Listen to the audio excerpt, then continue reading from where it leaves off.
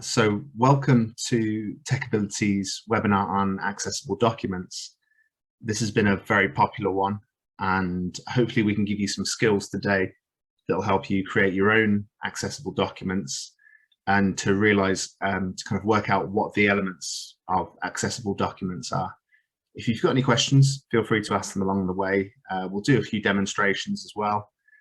And if you've got any questions, ask them in the chat pane. You can follow us on Twitter at tech_ability1.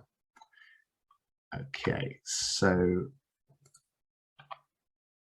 inclusive learning and teaching is an entitlement to an experience that respects all users regardless of their needs or access to technology. This is from the JISC VLE Review Report 2020. And they go on to say that issues accessing the VLE on mobile devices or difficulty for students requiring additional support isn't always about the VLE's lack of ability, but often about the content within. So JISC are an organisation that focuses on a lot of these things, and they're saying that often it isn't the choice of VLE that you go for, but instead it's the documents that you create there. So that's why this is so important, because whatever platform you're using, if you don't use these elements, then you're likely to struggle with accessibility for learners. So why accessible documents? So it means that they can be accessed by as many people as possible. So looking at impaired vision, motor difficulties, cognitive impairments, learning disabilities, deafness or impaired hearing. And the advantage is that if you make it more accessible for people with those needs, you're more likely to make it accessible for other people as well. Okay, so there are some relevant legislation areas that you need to be aware of. The Equality Act 2010, the Public Sector Equality Duty, and the Public Sector Bodies Accessibility Regulations 2018. And essentially what these amount to is your duty to make your learning materials accessible for people on an equal basis, and take as many reasonable steps as you can to make this happen. So who's responsible? It doesn't help sometimes to say that a whole organization is responsible, because although that's true, we have different areas of responsibilities and we all have strengths and weaknesses and things that we can do as a team. So a good organization is looking to their assistive technologists or IT professionals to create templates, to run training sessions, to run audits on materials that are being produced, and to produce guides on use of inbuilt accessibility checkers. And not always produce their own guides, but at least make them available and make them signposted so people can access those.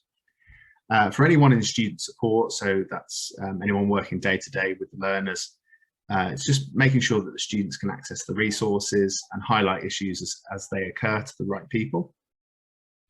For teachers and teaching staff and even therapists as well, it's about creating and maintaining accessible resources, understanding accessibility principles, and highlighting the issues again as they occur. So with that team dynamic, there should be enough, and especially with leadership supporting all of this, it should be enough to kind of create these accessible documents. And I think a really good step is to just create those templates and make them available for everyone. So you start to show people what good accessibility is. There's a really useful guide from AbilityNet. It's a really good starter, and I like this because it's a really clear visual. It's sculpt at the letters, and we're looking at structure, which is heading styles, color contrast, use of images, links, plain English, and a table structure. So those elements, if you get those right, those are the basics. And I quite like this because it's quite hard to know sometimes where to start with all of this kind of accessible documents. And there's a really useful source from the National Disability Authority, which is Make Your Websites More Accessible. And these questions are really useful to be able to almost perform an audit on your materials. And it also demystifies it. We know why we're doing it, not just what to do, which I always find is a bit easier to remember. So it's about providing a suitable text equivalent for everything that's not in text. So in the webinar today, if I have any visuals and they're important to the information that I'm conveying, and I don't talk about them, then I'm not providing an audio version of the text. And it's that in reverse. So it's making sure that if you're providing some audio or providing something, then it should be available in text as well.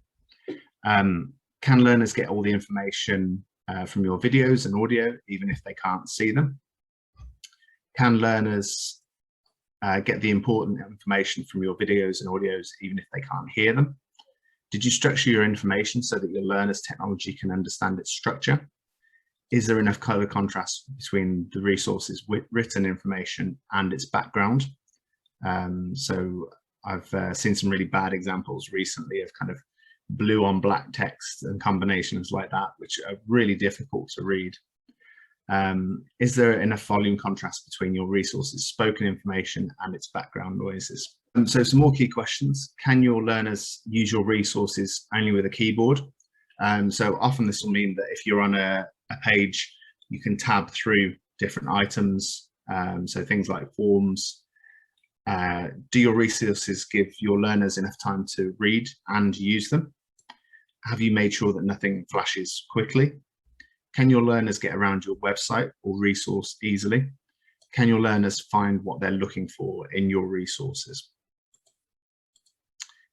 Can your learners read your information easily and can they understand it?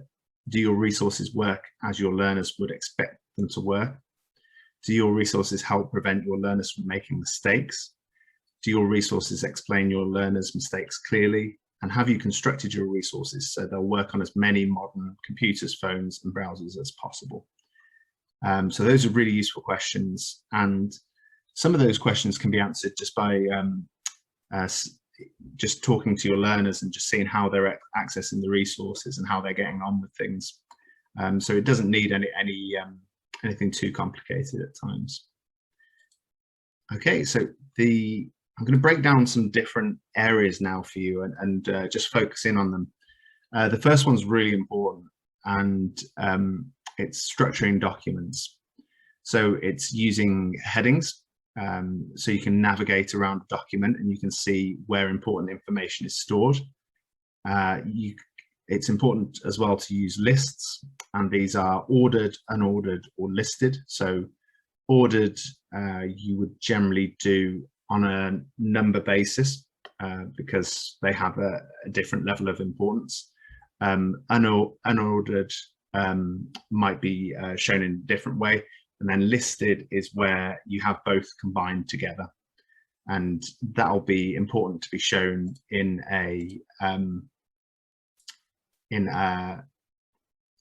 when you're providing a resource. Tables as well, it's important that those can be read in a logical order with a screen reader, and that you highlight any language changes as well. And what I can do is demonstrate how to do some headings and show you why those are important in Microsoft Word and in Google as well. Okay, so this is my Word document, and it's the draft for the blended online learning standard that we've got for Tech Ability Standards. So at the moment it's solid text and I can't really see which bits are the titles and which bits aren't. So what I can do to make it clearer is I can use what's called styles, which is at the top here. So along the top you can see normal, no spacing, heading 1, heading 2, title, and it will give you a little preview when you hold your mouse over what it will look like. So this is the overall title, so I'll call that Blended Online Learning title. I'll go to captioning, and that's going to be my subtitle, so I'll give that heading 1. And I've also got transcripts there, so I'll make that heading 1 as well. If I've got subheadings under that as well, I can use heading 2, and that'll nest those in there. So what that means is, first of all, it looks clearer.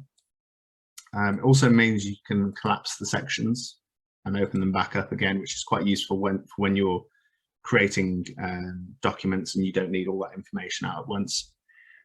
Also means that you can change one heading and it will change all of the headings in your document rather than having to go through each one individually. I can change the font, name, size, color. So it's really easy to change the styles in a document. So it's a good tool in that sense. The other thing that I can do is go to View and then oh no, wrong one. View and then that's the wrong one. I'm looking for the navigation pane. There we go, navigation pane, that's the one.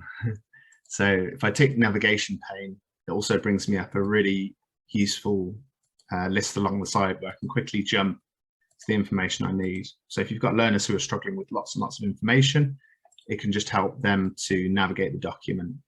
There's also a search tool in the document. So if there's a particular word they're looking to get or an area that they're looking to get to, then you can type that in navigation. Another reason why it's really useful to do headings is that you can very easily insert tables of contents. So if we go to References tab, and then we go Table of Contents, it gives us some automatic styles here, and I can insert that there. And I've got a contents page already created for me. And anytime I change the content in there, I just need to update the table. And you can update page numbers or the entire table if you've made changes to the titles. So just remember to do that. And then if I publish that as a PDF, so if I go to Export, create a PDF document,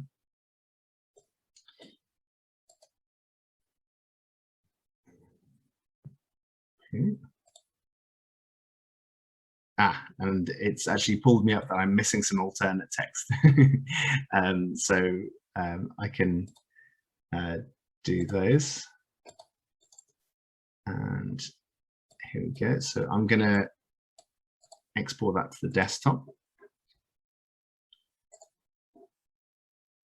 And I'll just stop my share for a moment and share that back with you.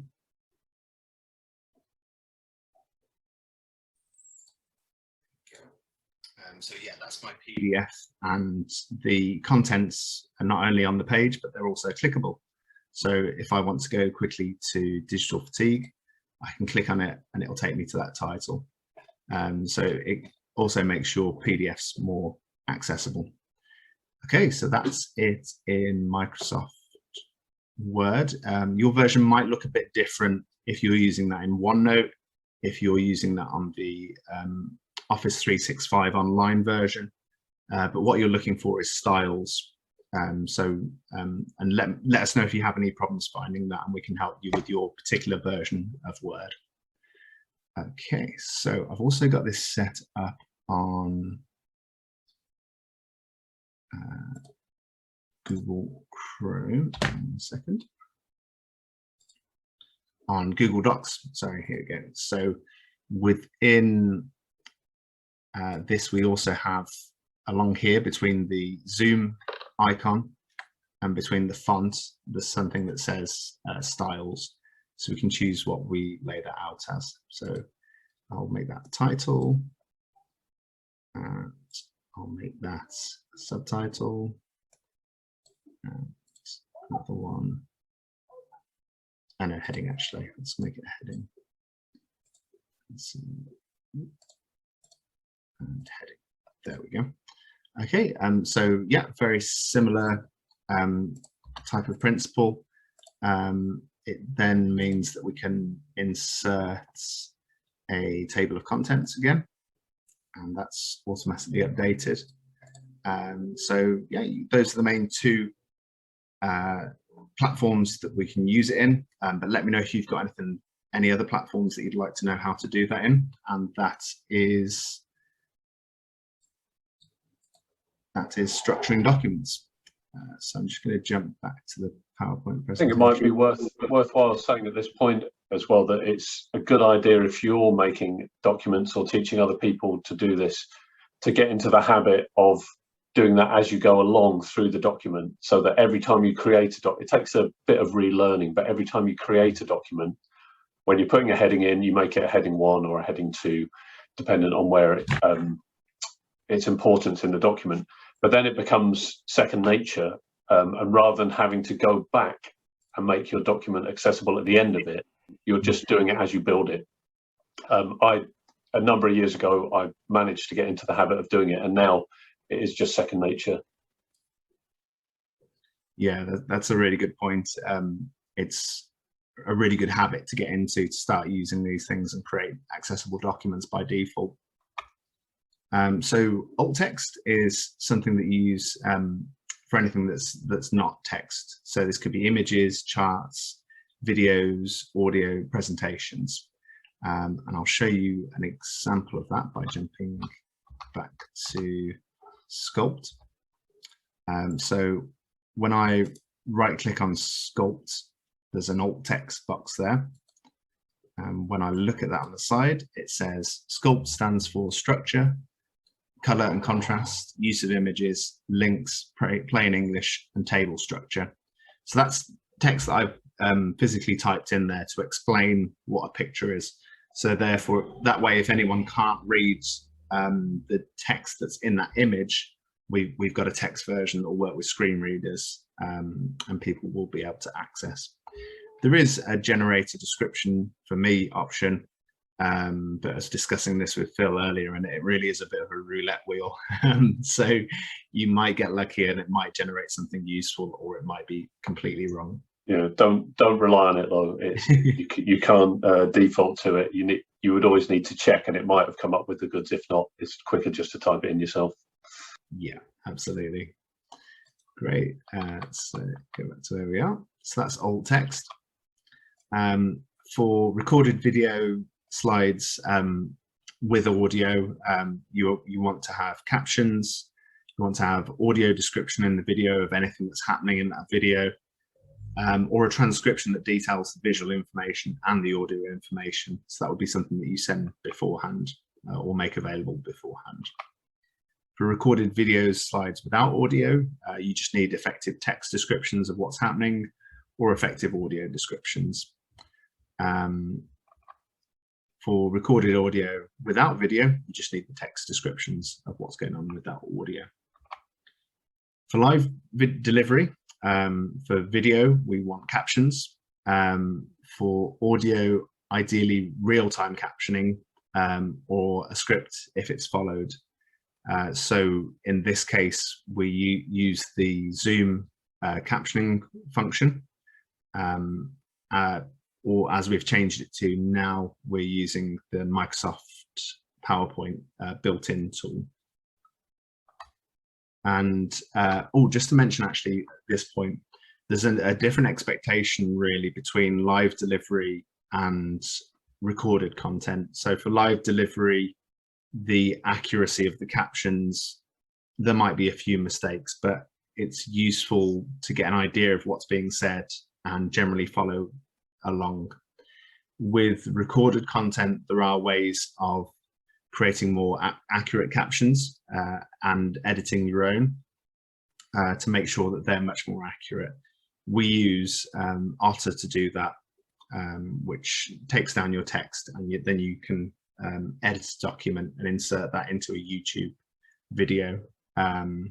So yeah, there are ways around that. It might be worthwhile saying as well that even if there's auto captioning, but the information is highly technical or highly critical in a presentation. So if it's a biology class, or if it's if you're delivering critical information to a learner, then you should have a live captioner, a human being who's doing that captioning or note taking. You can't rely on the auto captioning for highly technical information. point. So the key principles that we've gone through are to use a proper heading structure, write in short, simple sentences, write in plain language and avoid jargon and abbreviations, use a common plain fonts and text size of at least 12 points, use proper list formatting for numbers or bullet lists. So that means don't just add in your own symbol to mean a bullet list. Use the built-in tool in Microsoft Word or whatever platform you're using. Provide a meaningful description of important images. So just consider what are you trying to convey with that image. If it is a decorative image, you can just label it as that. Check your accessibility of document using Word's built-in checker as well. We'll show that shortly. And use hyperlinks as well. So that's when you take a website and you right-click on some text and insert the link into there. So then people can click on that text and it will take them straight to a website. Okay, so we were just talking about the free accessibility checker tool in Office 365. This is the tool here. So I'm just going to play that for you. Office 365. Open any Office file. Opening in the app works best. Select Review on the ribbon. Then check accessibility. Any errors or warnings will be in the results on the right hand side. Select a drop down to review the issue. Then the arrow button for recommended actions. Select an action to fix it.